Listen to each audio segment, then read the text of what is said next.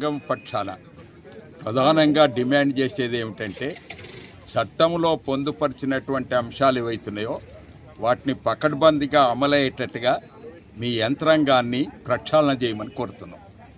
Number 2, ఎందుకొరకంటే budget ఏదైతే కేటాయిస్తుండ్రో కేటాయించినటువంటి యొక్క బడ్జెట్ దుబారా కాకుండా ఈ వయోజనులకు చెందేటట్టుగా వయోజనుల సంక్షేమం కొరకు ఏదైతే కార్యక్రమాలు నిర్వహిస్తుండ్రో ఆ కార్యక్రమాలు పకడ్బందీగా అమలయ్యేటట్టుగా దాని కొరకు వినియోగించేటట్టుగా చర్యలు తీసుకోమని కూడా కోరుతున్నాము.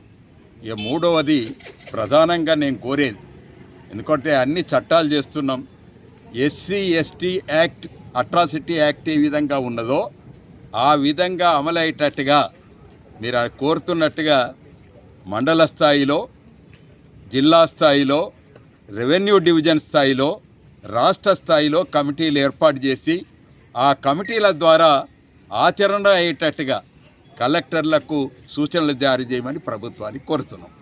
కాబట్టి వీటి మీద స్పష్టత వస్తే ప్రభుత్వ అధికారులకు స్పష్టత రావాలి, చట్టం ఏం చెప్తుంది అనేటువంటిది స్పష్టత వస్తే దాన్ని ఆచరణ చేయడానికి అవకాశం ఉంటుంది. కాబట్టి ఆ విధంగా చేస్తారని ఆశిస్తూ తెలియజేస్తాను.